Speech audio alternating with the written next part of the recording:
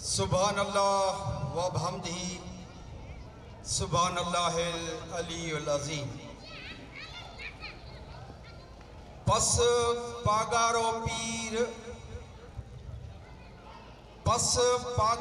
पीर बेदर वंजम मंगना दाइम दस्तगीर जहें दुखिया डोली चाढ़िया। जमाए सगोरी आए मोज़िज़ दोस्तों, अज मुखे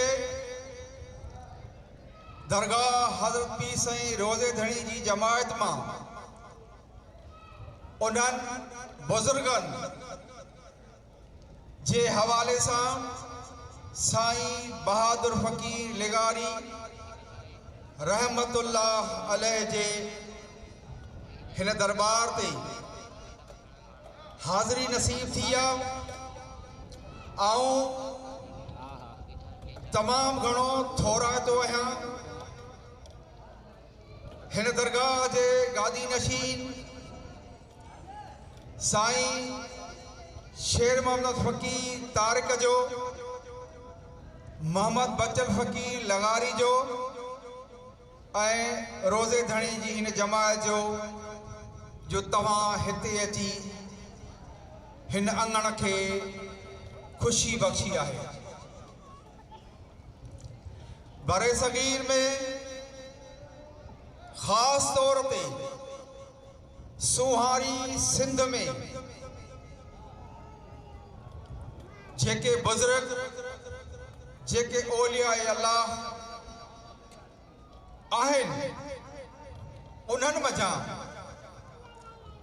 हज़रत पीर साईं मोहम्मद राशिद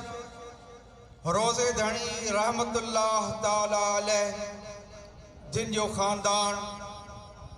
एक अलग सुञाणप रखे थो। जिए त ही दरगाह जेकॾहिं हिन जी पुष्ट खे ॾिठो थो वञे त हज़रत अली साईं जी औलाद मां हज़रत इमाम हुसैन, अहिड़ी तरह बिलतरतीब इमाम ज़ैनुल आबिदीन खां पोइ हज़रत मूसा काज़िम खां बाद में सिंध में हज़रत अली मकी रहमतुल्लाह अलैह जंहिंजी दरगाह पुराणो दादू ज़िलो हाणे को ॼाम शोरो ज़िले में आहे, पाण उते मुक़ीम रहिया। इन खां पोइ इन ख़ानदान जा माण्हू सिंध में मुख़्तलिफ़ जायुनि ते सकूनत इख्तियार कई। इहो वाज़े हुजणु घुरिजे त हिन दरगाह ऐं इन्हनि बुज़ुर्गनि जे अचण जो अरबस्तान मां जेके ओज ऐं कमाल करे हिन इलाक़े में आया उन जो फ़क़त ऐं फ़क़त मक़सद दीन इस्लाम जी आबियारी ऐं हुज़ूर सल्लल्लाहु अलैहि वसल्लम जिन जी सुन्नत रसूल ऐं उन पैरवी खे अॻिते वधाइणो हुयो। अहिड़ी तरह सां इन ख़ानदान मां रहीम नंढो कलोड़ो में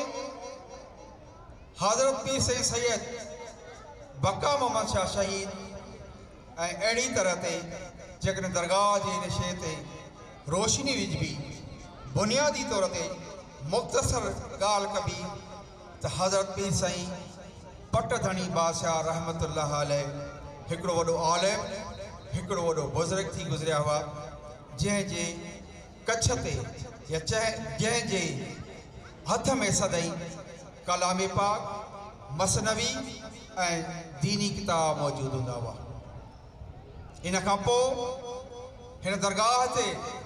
जॾहिं पाण इल्मी नज़र विझूं था त हज़रत पीर साईं मोहम्मद राशिद रोज़े धणी रहमतुल्लाह अलैह हिन सिंध में, हिन हिंद में, हिन बरे सगीर में,